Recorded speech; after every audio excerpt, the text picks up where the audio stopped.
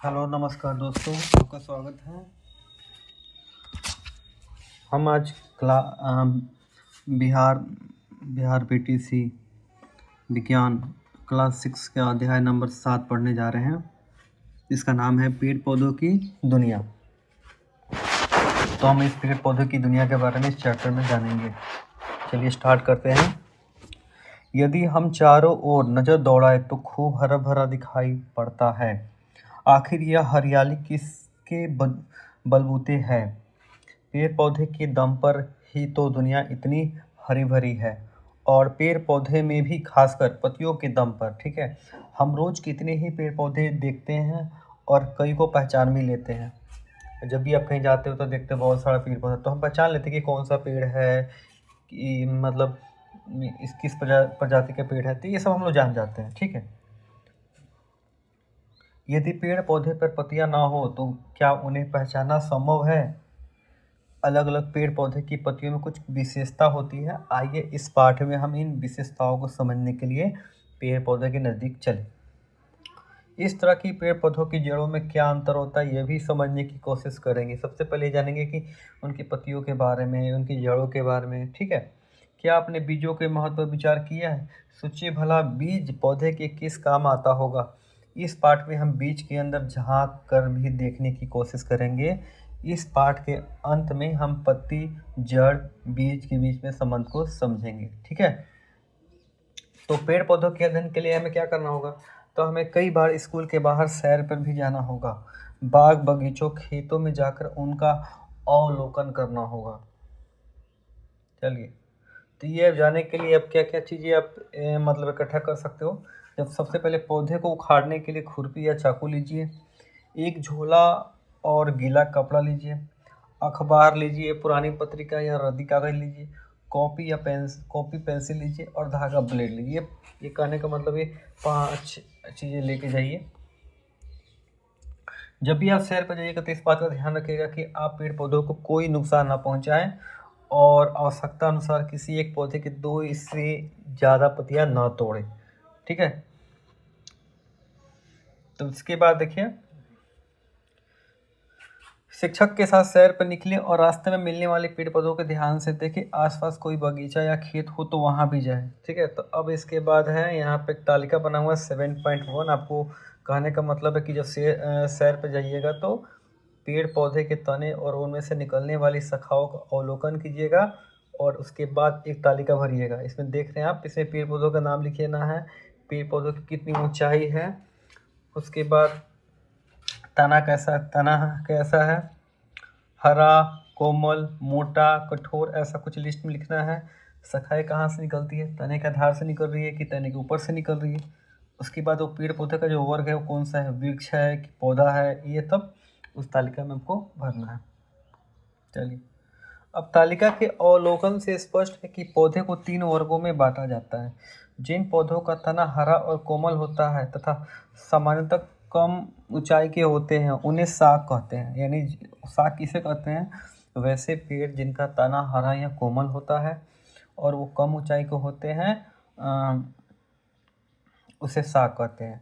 उसके बाद देखिए, झाड़ी के बारे में बता रहा है कि जिन पौधों में शाखाएं तने के आधार से अधिक संख्या में निकलती है, जिनका तना सख्त, पतला और काष्ठीय होता है, उन्हें झाड़ी कहते हैं। देखिए, तो झाड़ी किसे कहते हैं? जिनका तना सख्त होना चाहिए, पतला होना चाहिए और काष्ठीय होना चाहिए, तो उन्हें हम झाड़ी कहते हैं। ठीक है, उसके बाद जिन पौधे का तना सख्त, भूरी छाल वाला और मोटा होता है, जिनकी शाखाएं तने की ऊपरी भाग से निकलती है, उन्हें हम वृक्ष कहते हैं। यानी वृक्ष की पहचान यही है कि जिस उसका तना जो होता है ना, सख्त होता है, भूरी छाल वाला होता है, मोटा होता है, और जिनकी शाखाएं तने के ऊपरी भाग से निकलती है। यानी तने के आधार से निकली तो वो झाड़ी हुई, और तने के ऊपरी भाग से निकली तो वृक्ष होता है। ठीक है, और साग के बारे में क्या मैंने बताया था कि इसका तना हरा और कोमल होता है। इस तरह आप अपने आसपास से साग, झाड़ी और वृक्ष के 5-5 उदाहरण और ढूंढे। अब आते हैं कि तने पर पत्तियों की जमावट यानी विन्यास।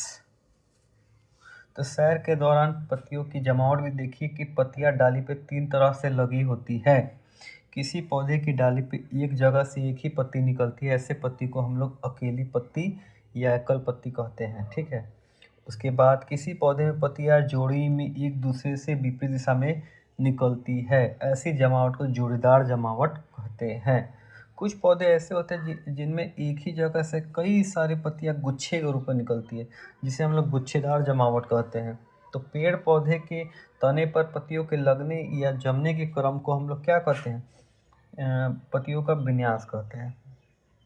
तो इस तरह की जमावट वाले पेड़ पौधों का नाम तालिका 7.2 में लिखना है। देख लीजिए, यहाँ पौधे का नाम लिखिए और यहाँ पे पत्तियों की जमावट लिखिए। ठीक है। अब इसके बाद क्या है? अवलोकन के बाद पत्ती को डंठल सहित तोड़े। जिस पौधे की पत्ती तोड़े उसका नाम अपनी ही कॉपी में लिख ले। साथ ही यह भी लिखे कि उस पौधे पर पत्तियों की जमावट किस ढंग से की गई थी। हो सकता है कि किसी पत्ती का नाम आपको मालूम ना हो, अपने दोस्तों या अन्य किसी व्यक्ति से पूछकर लिख ले। यदि फिर भी पता ना लगे तो इस पत्ती को 1 नंबर दे दे और कांटेदार पत्तियों को सावधानीपूर्वक ब्लेड की मदद से काट कर एकत्रित करे और अखबार में रखते जाए। ठीक है। पत्तियां एकत्रित करने के बाद कुछ छोटे छोटे पेड़ मतलब जो पौधे जड़ सहित मिट्टी खोदकर उखाड़े तथा गीले कपड़े में लपेट कर थैली में जमा करते रहें और कोशिश करें कि इन सभी पौधे का नाम आप पता लगा सकें और नाम की पर्चियाँ बनाकर पौधे और पत्तियों पर बांध सकते हैं। अब विद्यालय वापस चलते हैं। देखिए, ठीक है, 7.3 में देख लीजिए मूसला जड़ कैसा होता है और रेशेदार जड़ कैसा होता है। चलिए, मूसलाधार की जड़ की हम लोग डिफिनेशन क्या जानते हैं।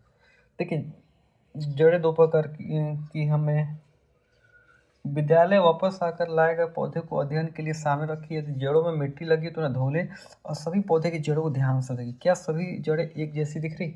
मुख्यतः 2 प्रकार की जड़ें दिख रही है। जिस जड़ में एक मुख्य जड़ है जिनमें कई सहायक जड़ लगी है, उस जड़ को मूसला जड़ कहते हैं। मूसला जड़ किसे कहते हैं? कि उसमें एक मेन जड़ होती है, बाकी उसकी सहायक जड़ होती है। और जिस जड़ में कोई मुख्य जड़ नहीं है बल्कि सभी जड़ें एक ही स्थान से निकली है, उस जड़ को हम लोग जकड़ा रिश्तेदार जड़ कहते हैं। ठीक है। तो आप ये तालिका बना लीजिएगा, इसमें जो मूसला जड़ आपको दिख रहा है और जो रिश्तेदार जड़ है वो लिखिएगा। ठीक है। अब जड़ और तना का कार्य बता रहा है। जड़ का काम क्या होता है? जड़ जो होता है मिट्टी को मजबूती से पकड़कर पौधे को खड़ा रखने में मदद करता है। यह मिट्टी में उपस्थित जल और खनिज लवण को अवशोषित करता है। जड़ें मिट्टी को बांधती है, मिट्टी को कटाव को रोकती है। कुछ पौधे की जड़ में भोजन का संग्रहण भी होता है, यानी भोजन भी संग्रहण होता है। तना पौधे को आकृति प्रदान करता है। यह जल, खनिज, लवण और भोजन के संवहन का मार्ग, यानी तना ही खाने को पहुंचाता है अलग अलग भागों में। कुछ पौधे के तने भूमिगत होकर भोजन का संग्रहण करते हैं। ठीक है, यानी भूमि के अंदर होकर करते हैं। ठीक है। अब यहाँ पर दिया हुआ क्रियाकलाप देख लीजिए।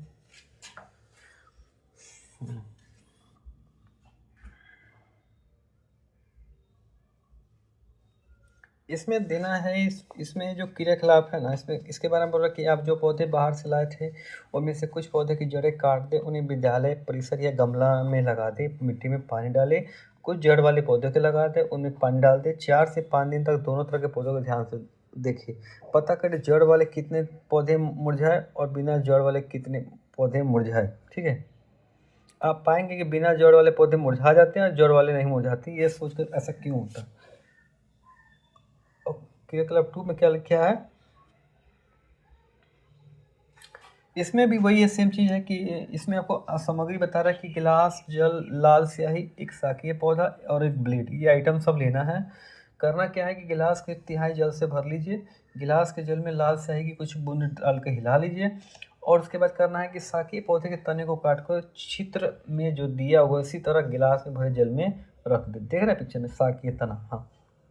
अगले दिन गिलास में रखिए। शाकीय तने के ऊपरी और निचले सिरे को ध्यान से देखें। अगर आपके पास हैंडलेस है, उनकी सहायता से देखें कि क्या आपको तने के ऊपरी और निचली सिरों पर लाल रंग का कोई बिंदु नजर आता है।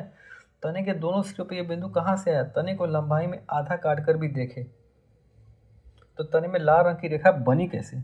यहाँ हमें देखा कि जल तने में ऊपर की ओर चढ़ता है, अर्थात तना जल का संवहन करता है। तो लाल स्याही की भांति जल में विलीन खनिज लवण भी जड़ के साथ जल के साथ तने में ऊपर की ओर जाते हैं। तो पत्तियों में कई गुण के बारे में अपने पिछली कक्षा में जाना। आइए एक और गुण का पता लगाएं कि पत्तियों की सतह पर आपको नस जैसी संरचना दिखाई देती होगी। तो क्रियाकलाप 3 है, आपने जो पत्ती इकट्ठी की थी उसमें एक बड़ी पत्ती को एक सफ़ेद कागज और अपनी कॉपी में पन्ने के नीचे रखिए। इसे एक स्थान पर दबाकर रखिए। अपनी पेंसिल को तिरछा पकड़िए और इसकी नोक से कागज को उस भाग जिसके नीचे पत्ती है धीरे धीरे रगड़िए। क्या आपको छाप के साथ कुछ रेखाएं दिखाई देती है? क्या ये छाप पत्ती की तरह है? तो पत्ती की इन रेखित संरचना को सिरा कहते हैं। जो संरचना बनी पिक्चर में ना, उसी सिरा को रेखित संरचना को सिरा कहते हैं। क्या आपको पत्ती के मध्य से बीच से एक मोटी सिरा दिखाई दे रही है? इस मोटी सिरा को मध्य सिरा कहते हैं। तो पत्तियों पे सिराओं द्वारा बनाए गए डिजाइन को सिरा विन्यास कहते हैं।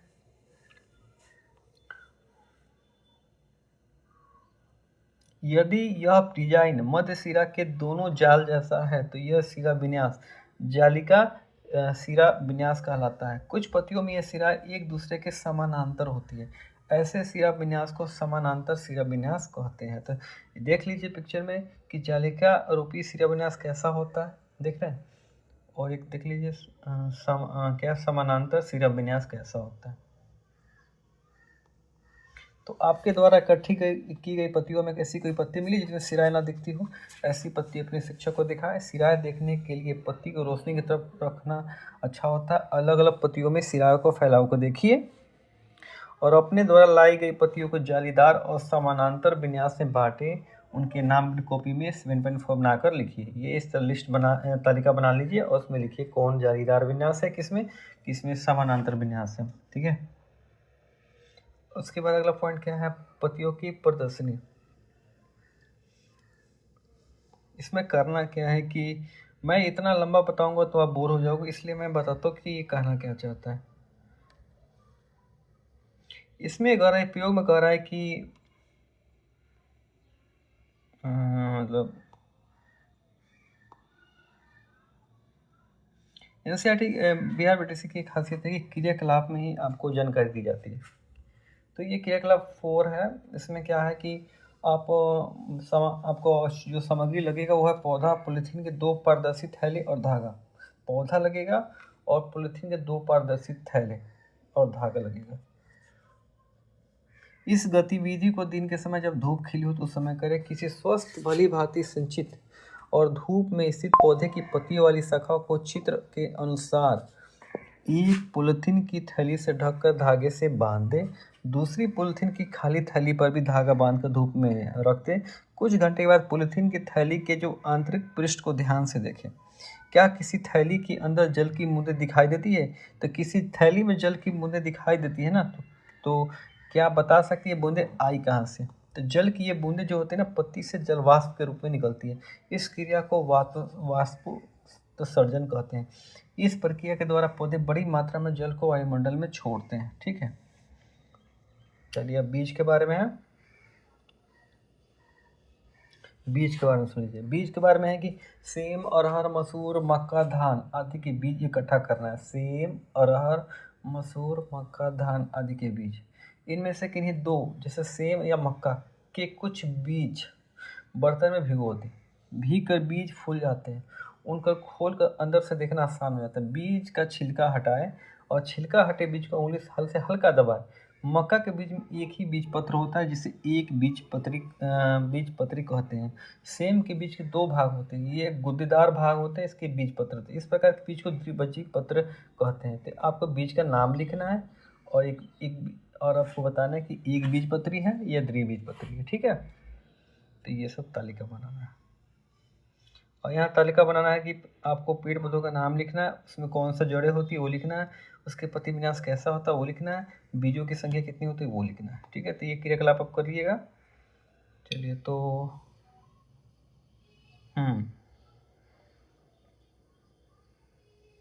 इस लास्ट जो क्रियाकलाप 5 है, इसमें कहने का मतलब है कि